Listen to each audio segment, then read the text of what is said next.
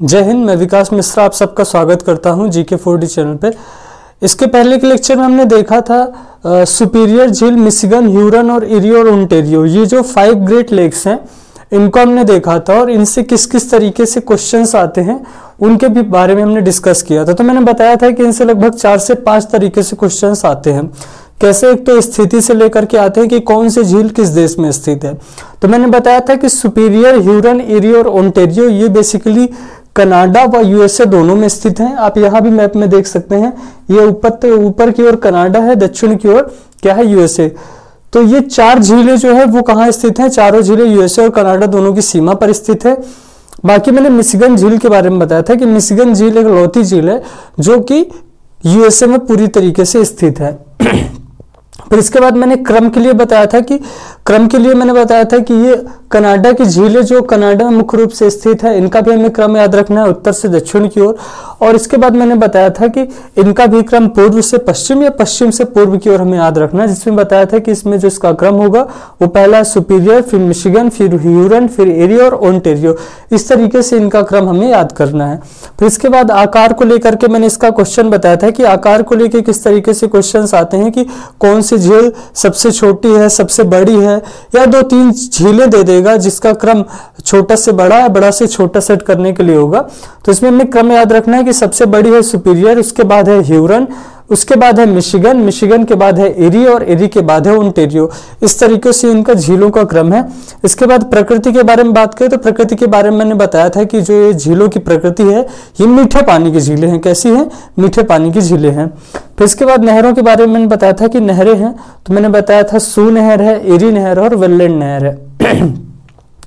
सू नहर सुपीरियर और ह्यूरन को आपस में जोड़ती है, एरी नहर ह्यूरन और एरी को आपस में जोड़ती है, और वेललैंड नहर इरी और ओंटारियो झील को आपस में जोड़ने का कार्य करती है। तो इस तरीके से ये मैंने पिछले के लेक्चर में बता दिया था। और साथ ही प्रत्येक झील की जो अपनी खास विशेषता है या खास चीज है वो क्या है? जैसे मैंने सुपीरियर झील के बारे में बताया था कि सुपीरियर झील में मेसाबी रेंज का विकास हुआ है। पूछा जा सकता है कि मेसाबी रेंज का विकास निम्नलिखित में से कौन सी झीलों के पास हुआ है? तो हमें बताना होगा कि मेसाबी रेंज का विकास सुपीरियर झील में हुआ है, वहां से लोहा, तांबा, एल्युमिनियम का उत्पादन किया जाता है। ठीक है। इसके बाद इसी तरह मिशिगन झील में शिकागो शहर है, शिकागो शहर स्थित है ना? शिकागो शहर स्थित है जिसे विश्व की मांस मंडी कहा जाता है। यहाँ पे भारी मात्रा में भेड़ का पालन किया जाता है। भेड़ों से और पशुपालन वाले जो जानवर होते हैं उनसे भारी मात्रा में क्या प्राप्त किया जाता है? मांस प्राप्त किया जाता है। तो इसी तरीके से मैंने ह्यूरन झील के बारे में बताया था। ह्यूरन झील में सडबरी रेंज का विकास हुआ है। तो जो सडबरी रेंज है, सडबरी रेंज से सबसे ज्यादा किसका उत्पादन होता है? सबसे ज्यादा निकेल का उत्पादन होता है। पूछा जाए कि इनमें से सबसे ज्यादा निकेल का उत्पादन किस झील में होता है? तो ह्यूरन झील में सबसे ज्यादा निकेल का उत्पादन होता है। इसके बाद एरी झील में डेट्रॉयट शहर स्थित है, इसे द मोटर सिटी कहा जाता है। यहाँ पे भारी मात्रा में वाहनों का निर्माण होता है, इसलिए इसे द मोटर सिटी के नाम से जाना जाता है। इसके बाद ओंटारियो झील में मैंने बताया था कि ओंटारियो झील जो है वो उसके अंतर्गत कनाडा में सोने का उत्पादन किया जाता है। किसका? सोने का उत्पादन किया जाता है। किसके झील के अंतर्गत? ओंटारियो झील के अंतर्गत। तो ये इस प्रकार मैंने बताया था इन 5 झीलों की अपनी विशेषताएं और किस किस तरीके से इनके क्वेश्चंस आते हैं वो सारे बताया था। अब हम इनकी थ्योरी लिखते हैं और इन्हीं को जो मैंने भी एक्सप्लेन किया है उसी को मैं लिखता हूं। आप भी इसको नोट कर लीजिएगा। और ये वाला जो मैंने डायग्राम बनाया हुआ है आप भी इसे एज इट इज बना लीजिएगा, क्योंकि इसको देखकर समझने में बहुत ज्यादा आसानी होती है। रिवीजन के वक्त आप इसे एक बार में देख करके समझ सकते हैं कि कहाँ पे कौन सी चीज दर्शाई गई है। बस इसमें जो आकार और स्थिति, आकार को लेकर के बस इसमें क्वेश्चन लिखने की जरूरत है कि आकार में कौन सी छोटी या बड़ी है। बाकी स्थिति आपको पता चल जाएगी कनाडा व यूएसए में। क्रम आपको पूर्व से पश्चिम या पश्चिम से पूर्व की ओर, इसी से पता चल जाएगा। इसके बाद बचता है आकार का मैं भी लिखा दूंगा। प्रकृति के बारे में मैंने बता दिया है और नहरों के बारे में भी बता दिया है कि नहरें, कौन सी नहरें किस झील को आपस में जोड़ने का कार्य करती हैं। और इसी तरीके से और जो अन्य महत्वपूर्ण चीजें जैसे मेसाबी रेंज हो गया, शिकागो शहर हो गया, सडबरी रेंज हो गया, डेट्रॉयट शहर हो गया, ये सारी चीजें भी आप इस डायग्राम को देख करके इसी तरीके से बना करके नोट कर सकते हैं और जल्दी से रिवाइज भी कर सकते हैं। तो चलिए इसकी थ्योरी लिखते हैं।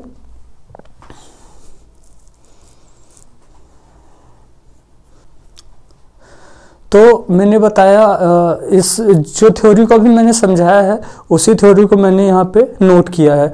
आपको भी इसी तरीके से एज इट इज नोट कर लेना है, ठीक है।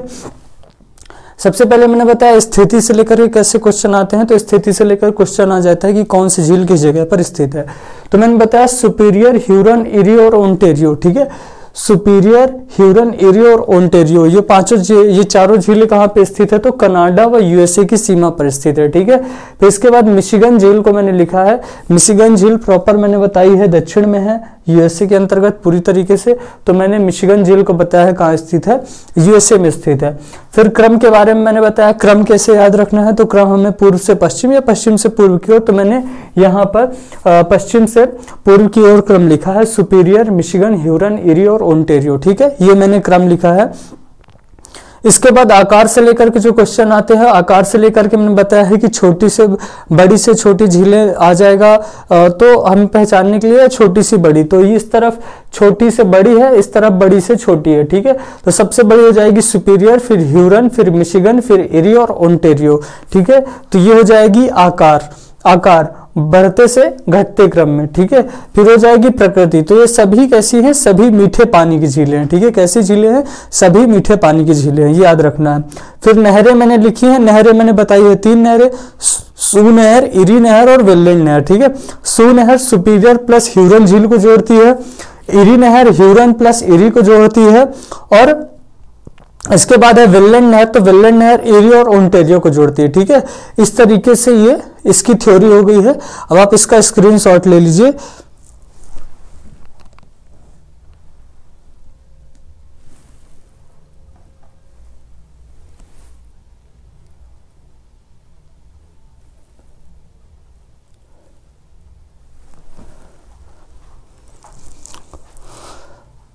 तो स्क्रीनशॉट ले लीजिएगा या नोट कर लीजिएगा, ठीक है। अब इसके आगे की बची हुई थ्योरी लिखवाते हैं और फिर इसके आगे की 2-3 और झीलें हैं, इंपॉर्टेंट झीलें हैं, उनको नोट कराते हैं।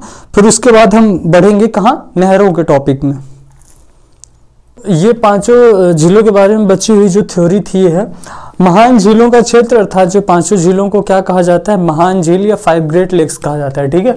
तो इन 5 झीलों के क्षेत्र में सोयाबीन का उत्पादन होता है, ठीक है। क्या होता है, 5 झीलों के क्षेत्र में सोयाबीन का उत्पादन होता है। जिस तरीके से मैंने बताया था कि यहाँ पे जो विनिपेग है, कौन सी झील है, विनिपेग झील है। विनिपेग झील में किस चीज का सर्वाधिक उत्पादन किया जाता है, तो विनिपेग झील में सर्वाधिक गेहूं का उत्पादन किया जाता है, इसलिए इसे क्या कहा जाता है, गेहूं की मंडी कहा जाता है, ठीक है। और इसके बाद मैंने बताया सुपीरियर झील विश्व की सबसे बड़ी मीठे पानी की झील है। कैसी है, सुपीरियर झील जो है, हालांकि 5 झीलें ही मीठे पानी की झील है, लेकिन इसमें से सुपीरियर झील जो है विश्व की सबसे बड़ी मीठे पानी की झील है, ठीक है। सुपीरियर झील के अंतर्गत सडबरी रेंज का विकास हुआ है, मैंने बताया था, जहां लोहा, तांबा, एल्युमिनियम का उत्पादन होता है, ठीक है। इससे पहले जो मैंने डायग्राम बनवाया था उसको नोट कर लीजिएगा, उसमें भी बहुत सारी फैक्ट लिखे हुए हैं। फिर मैंने बताया इरी और ओंटारियो झील के मध्य ही नियाग्रा जलप्रपात स्थित है, ठीक है। जो नियाग्रा जलप्रपात है याद रखिएगा कहाँ है, इरी और ओंटारियो झील के मध्य में यहाँ पे दर्शाया हुआ है, ये छोटा सा इरी और ओंटारियो झील के मध्य में स्थित है नियाग्रा जलप्रपात। हालांकि एक चीज और है कि ये जो जलप्रपात स्थित है ये सेंट लॉरेंस नदी पर स्थित है। कहीं कहीं किताबों पर मिलता है कि 5 झीलों को जोड़ने वाली नदी है सेंट लॉरेंस नदी, तो वो फैक्ट भी मैंने नोट करा है कि इन 5 झीलों को जोड़ने वाली नदी सेंट लॉरेंस नदी है।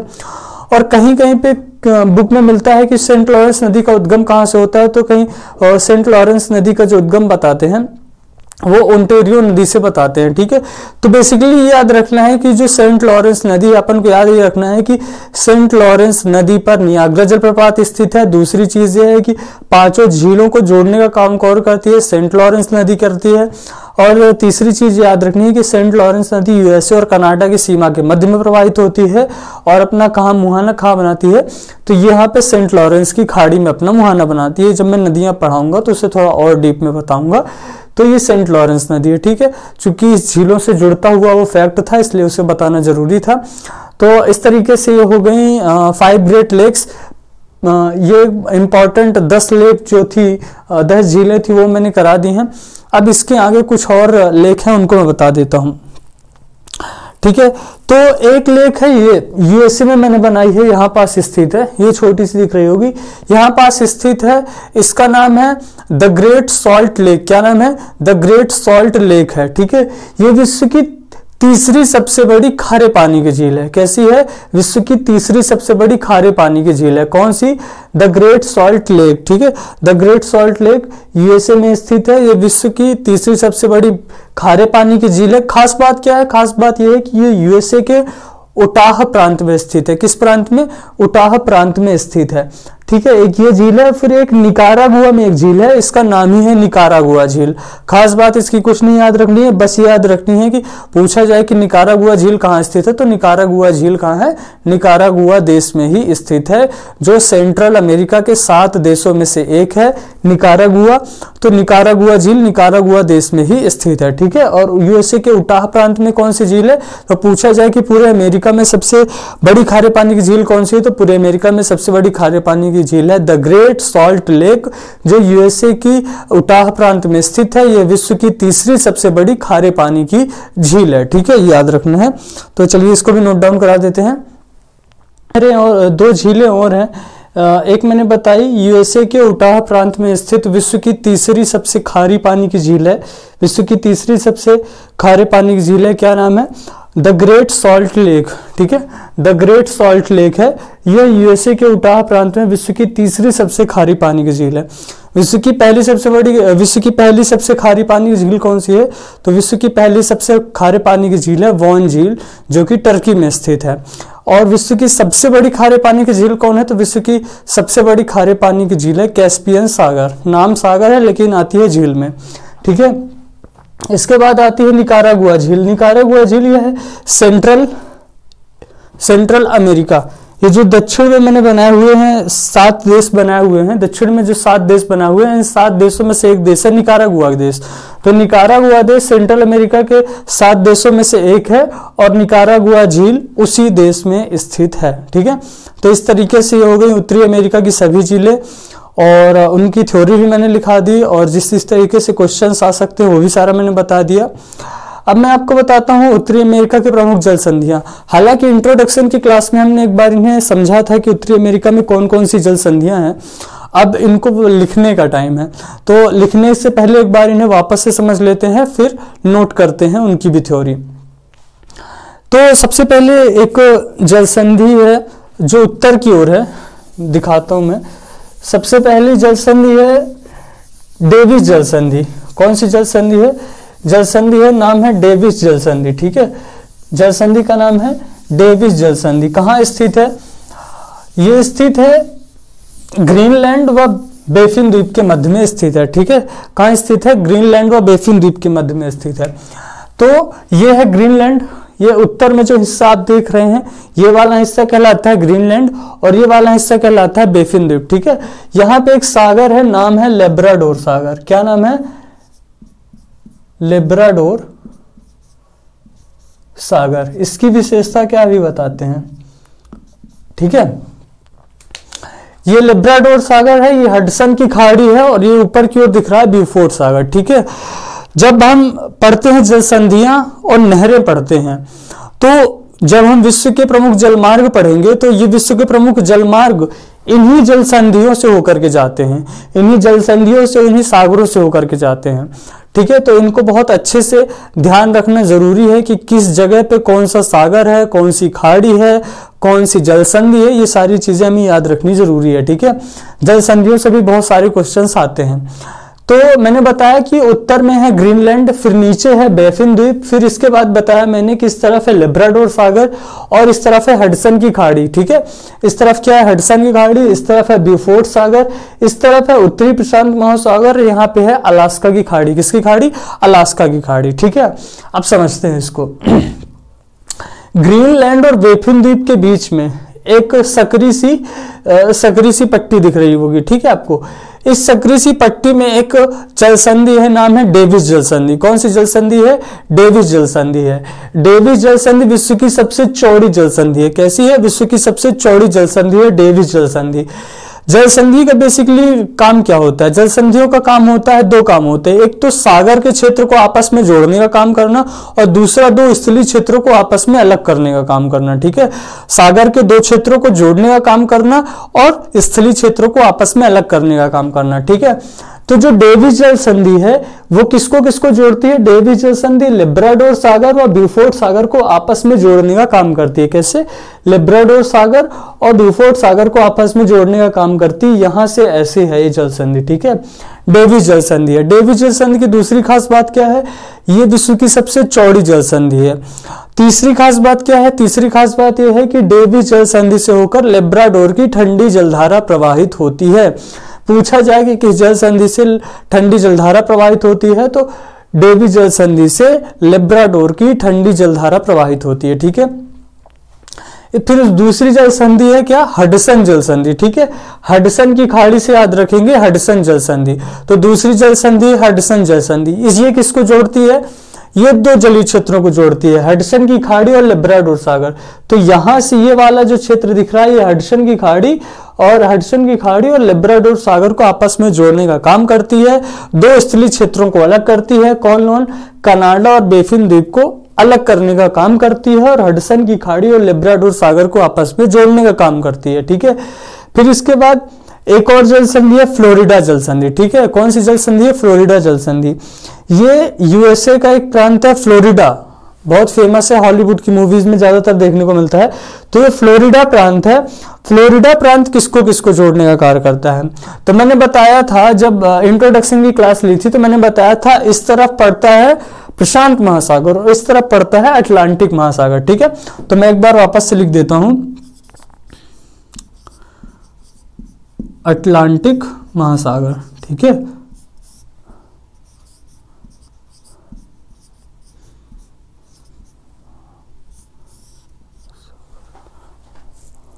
ठीक है, अटलांटिक महासागर है। ठीक है, ये वाला पूरा हिस्सा अटलांटिक महासागर कहलाता है। ठीक है, तो मैंने बताया फ्लोरिडा जल संधि है। फ्लोरिडा जल संधि मैक्सिको की खाड़ी और अटलांटिक महासागर को जोड़ने का काम करती है। मैक्सिको खाड़ी और अटलांटिक महासागर को जोड़ने का काम करती है। अलग किसको किसको करती है? तो यूएसए के फ्लोरिडा को क्यूबा से अलग करती है। ये क्यूबा देश है, ये वाला देश है क्यूबा देश। तो यूएसए के फ्लोरिडा प्रांत को क्यूबा देश से अलग करने का काम करती है। कौन सी जल संधि? फ्लोरिडा जल संधि। जोड़ती किसको है? तो मैक्सिको की खाड़ी दिख रहा होगा और अटलांटिक महासागर। तो मैक्सिको की खाड़ी और अटलांटिक महासागर को जोड़ने का काम करती है। फिर आती है चौथी जल संधि। चौथी जल संधि है युकाटन जल संधि। ठीक है, कौन सी जल संधि है? युकाटन जल संधि। तो यहाँ पे मैंने बनाया है कैरेबियन सागर। कौन सा सागर है ये यहाँ पे है कैरेबियन सागर। ठीक है, ये सागर है कैरेबियन सागर। ठीक है, ये वाला सागर दिख रहा होगा, ये सागर है कैरेबियन सागर। ठीक है, तो ये मैक्सिको की खाड़ी को कैरेबियन सागर से जोड़ने का काम करती है। कौन सी जल संधि? युकाटन जल संधि। और खास बात क्या है कि खास बात यह है कि ये क्यूबा देश को मैक्सिको देश से अलग करती है। क्यूबा देश को मैक्सिको देश से अलग करती है और मैक्सिको की खाड़ी को कैरिबियन सागर से जोड़ने का काम करती है। देखिए, वर्ल्ड ज्योग्राफी हो या इंडियन ज्योग्राफी हो, सबसे पहले हमें वर्ल्ड ज्योग्राफी पढ़नी होती है जिससे हमें इंडियन ज्योग्राफी पढ़ने में आसानी हो। फिर जब हम इंडियन ज्योग्राफी कवर कर लेते हैं तो उसके बाद हमें पढ़नी चाहिए स्टेट की ज्योग्राफी। बहुत सारी चीजें क्या होती हैं? सिमिलर होती हैं। एटलीस्ट सिमिलर नहीं होती तो इससे रिलेट करके क्वेश्चंस आ जाते हैं। ठीक है, तो इसलिए जरूरी होता है कि हम सारे टॉपिक को सीक्वेंस वाइज पढ़ें। दिमाग का भी अपना एक प्रोसेस होता है कि जब तक आप उसे सीक्वेंस से याद रखेंगे तब तक याद होगा। अगर आप सीक्वेंस आपने तोड़ना शुरू किया, सीक्वेंस तोड़ के पढ़ाई की आपने, तो आपको एक टाइम बाद डेफिनेटली भूल जाएगा। ठीक है, तो इसी तरीके से मैं ये चीज इसलिए बता रहा था क्योंकि जब भी आप वर्ल्ड ज्योग्राफी पढ़ेंगे तो वर्ल्ड ज्योग्राफी में सभी चीजों की स्थिति या अवस्थिति कहाँ पे है वो याद रखना बहुत जरूरी है। आप याद रखेंगे आधी चीजें आपको ऐसे ही बन जाएंगी। जल संधियां, नहरें और झीलें और उनकी अवस्थिति से लेकर के जितने क्वेश्चंस आते हैं, नदियों की अवस्थिति से लेकर जितने क्वेश्चंस आते हैं वो सारे बन जाएंगे। तो इसलिए हमें उनकी अवस्थिति पता होनी चाहिए कि कहाँ पे है मैक्सिको की खाड़ी, कहाँ पे है कैलिफोर्निया की खाड़ी, कहाँ पे है अलास्का की खाड़ी। ये सारी चीजें हमें पता चलनी चाहिए। प्रशांत महासागर का विस्तार कहाँ पे है, अटलांटिक महासागर का विस्तार कहाँ पे है। इस तरीके से सारी चीजें जब हमें पता होंगी तो हम एक दूसरी चीज को रिलेट कर सकते हैं। जब तक हमें पता नहीं होगा कि ब्यूफोर्ट सागर किस सागर का भाग है, तो हम कैसे जोड़ लेंगे कि ये आर्कटिक सागर का भाग है। ब्यूफोर्ट सागर आर्कटिक सागर का छोटा हिस्सा है, बेरिंग जलसंधि में भी उसकी इंपॉर्टेंस है। तो इस तरीके से हमें पता होना चाहिए कि किस जलसंधि से कौन सी चीजें जुड़ती हैं, कौन सा सागर जुड़ता है, कौन सी स्थलीय सीमा अलग होती है। तो इसलिए जरूरी है कि हम उन चीजों को याद रखें। इसलिए मैंने बताया कि मैक्सिको की खाड़ी को युकाटन जलसंधि मैक्सिको की खाड़ी और कैरिबियन सागर को आपस में जोड़ने का काम करती है, और मैक्सिको देश को क्यूबा देश से अलग करने का काम करती है। ठीक है, इस तरीके से 4 इंपॉर्टेंट जलसंधियां हो गई। 5वीं जलसंधि है बेरिंग जलसंधि। बेरिंग जलसंधि सबसे इंपॉर्टेंट जलसंधि है। बेरिंग जलसंधि के बारे में मैंने बताया था कि जो बेरिंग जलसंधि है वो एशिया के रूस को उत्तरी अमेरिका के अलास्का से अलग करने का काम करती है, और 2 जलीय क्षेत्रों कौन कौन से, यहाँ पे ब्यूफोर्ट सागर है, ब्यूफोर्ट सागर को किससे, उत्तरी प्रशांत महासागर से जोड़ने का काम करती है। कौन सी जलसंधि, बेरिंग जलसंधि। बेरिंग जलसंधि से एक बात और मैंने बताई थी, बेरिंग जलसंधि से ही अंतरराष्ट्रीय तिथि रेखा होकर के गुजरती है। जब पृथ्वी अपने अक्ष पर 24 घंटे में घूमती है तो दिन का निर्धारण कहां से होगा कि दिन कहां पे खत्म हुआ और दूसरा दिन शुरू कहां पे हुआ।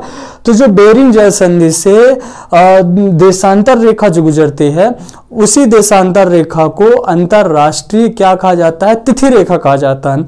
जब पृथ्वी उस तिथि रेखा के बाद घूम जाती है तो उस जगह से दूसरा दिन स्टार्ट मान लिया जाता है। ठीक है, तो ये बेरिंग जलसंधि की अपनी विशेषता है। तो इस तरीके से जितनी भी महत्वपूर्ण जलसंधियां थी वो मैंने बता दी। अब एक बचती है पनामा नहर जो मैंने बताया सेंट्रल अमेरिका के 7 देश हैं, उसी में एक देश है पनामा देश।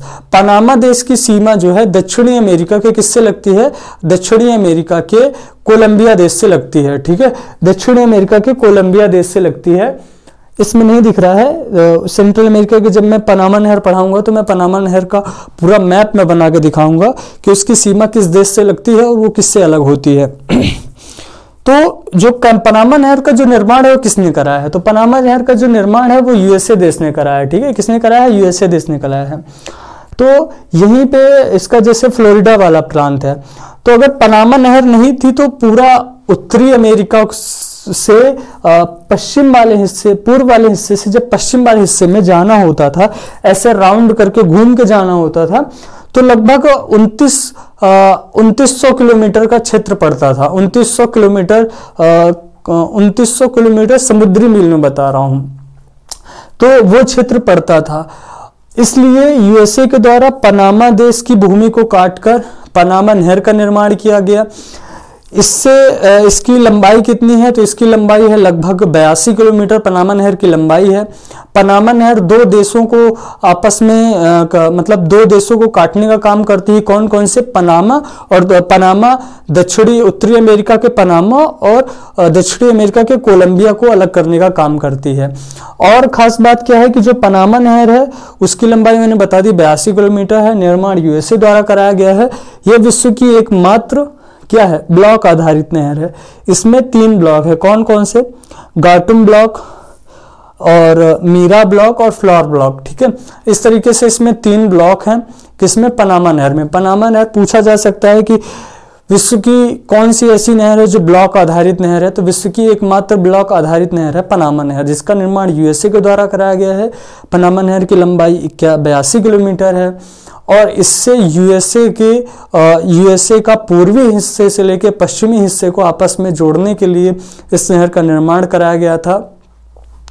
और इसका बेसिकली ये था कि वही जो मैंने बताया कि जो समुद्री जलमार्ग होते हैं, तो जो नहर का निर्माण कराया गया समुद्री जलमार्ग के रास्ते को कम करने के लिए ही कराया गया था। किसको, समुद्री जलमार्ग के रास्ते को कम करने के लिए ही कराया गया था। किसका, पनामा नहर का निर्माण। ठीक है, तो ये हो गई इस तरीके से जितनी महत्वपूर्ण जल संधियां थी वो हो गई। तो चलिए इन महत्वपूर्ण जल संधियों की एक एक करके मैं थ्योरी लिखा देता हूं, आप उसका स्क्रीनशॉट ले लीजिएगा या नोट डाउन कर लीजिएगा। तो चलिए लिखते हैं सभी महत्वपूर्ण जल संधियों की थ्योरी, ठीक है। कैसी है? विश्व की सबसे चौड़ी जल संधि है, ये विश्व की सबसे चौड़ी जल संधि है। कौन सी? डेविस जल संधि। और इस जल संधि से लेब्राडोर की ठंडी जलधारा प्रवाहित होती है, ठीक है। फिर इसके बाद है हडसन जल संधि। हडसन जल संधि यह कनाडा के बेफिन द्वीप को कनाडा को बेफिन द्वीप से अलग करती है, और लेब्राडोर सागर को, यह है लेब्राडोर सागर और यह हडसन की खाड़ी, तो लेब्राडोर सागर को हडसन की खाड़ी से जोड़ने का कार्य करती है, ठीक है। तो अब आप इसका स्क्रीनशॉट ले लीजिए।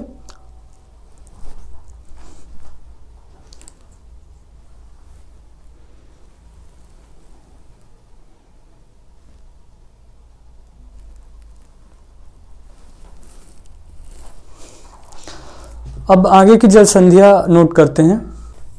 जल संधियां, यह फ्लोरिडा जल संधि। फ्लोरिडा जल संधि यूएसए के फ्लोरिडा प्रांत को क्यूबा देश से अलग करती है। वह उत्तरी अटलांटिक, ये वाला मैंने बताया था यहाँ पे है, उत्तरी अटलांटिक महासागर को मैक्सिको की खाड़ी से जोड़ती है। ये वाला हिस्सा है फ्लोरिडा वाला प्रांत, ये है मैक्सिको की खाड़ी, और यहाँ पे है उत्तरी अटलांटिक महासागर। तो मैक्सिको की खाड़ी को अटलांटिक महासागर से, उत्तरी अटलांटिक महासागर से जोड़ती है। वह फ्लोरिडा को, ये क्यूबा देश है, क्यूबा देश से अलग करती है। कौन सी जल संधि? फ्लोरिडा जल संधि। फिर है युकाटन जल संधि। युकाटन जल संधि के बारे में बताया कि मैक्सिको को क्यूबा देश से अलग करती है और मैक्सिको खाड़ी को कैरिबियन सागर से जोड़ती है, ठीक है। किससे जोड़ती है? कैरिबियन सागर से जोड़ती है। फिर यहाँ पे मैंने बताया है, ये उत्तर में है बेरिंग जल संधि, मैंने बताई हुई है। बेरिंग जल संधि, यह जल संधि एशिया का कौन सा हिस्सा? एशिया का रूस वाला हिस्सा। तो एशिया के रूस वाले हिस्से को उत्तरी अमेरिका के अलास्का वाले हिस्से से, उत्तरी अमेरिका के किस हिस्से से? अलास्का वाले हिस्से से अलग करती है। वह बेरिंग सागर, जो दक्षिण में ये वाला हिस्सा है, बेरिंग सागर वो किसका हिस्सा है? प्रशांत महासागर का हिस्सा है। बेरिंग सागर को ब्यूफोर्ट सागर, जो कि आर्कटिक महासागर का हिस्सा है, से जोड़ती है, ठीक है। इस तरीके से ये जल संधियां हो गई, सारी महत्वपूर्ण जल संधियां हो गई। और बेरिंग जल संधि के बारे में एक और चीज मैंने बताई थी। बेरिंग जल संधि से 90 डिग्री देशांतर रेखा है जो इससे कौन सी जल संधि? इससे अंतरराष्ट्रीय तिथि रेखा होकर के गुजरते हैं। किससे? बेरिंग जल संधि से। बेरिंग जल संधि से होकर अंतरराष्ट्रीय तिथि रेखा होकर गुजरती है, ठीक है। किससे? बेरिंग जल संधि से। तो ये भी याद रखना है। इस तरीके से ये हो गई उत्तरी अमेरिका महाद्वीप की सभी प्रमुख झीलें और सभी प्रमुख जल संधियां और उनकी विशेषताएं, ठीक है। और इस तरीके से जल संधियां और झीलें हो गई। कल हम आएंगे तो कल के लेक्चर में हम देखेंगे उत्तरी अमेरिका महाद्वीप की एक नहर है, पनामा नहर, जिससे उत्तरी अमेरिका महाद्वीप दक्षिणी अमेरिका महाद्वीप से अलग होता है, जिसका निर्माण यूएसए द्वारा कराया गया, मैंने बताया है। इसके बाद हम पढ़ेंगे उत्तरी अमेरिका महाद्वीप के प्रमुख पर्वत, प्रमुख नदियां और प्रमुख मरुस्थल जो भी हैं, वो सारी चीज़ें इसके बाद हम आगे के लेक्चर में देखेंगे। तो चलिए ठीक है, जो आज का लेक्चर यहीं पे एंड करते हैं। और किसी भी तरीके का डाउट हो तो आप कमेंट बॉक्स में कमेंट करके पूछ सकते हैं। और मिलते हैं नेक्स्ट लेक्चर में। जय हिंद।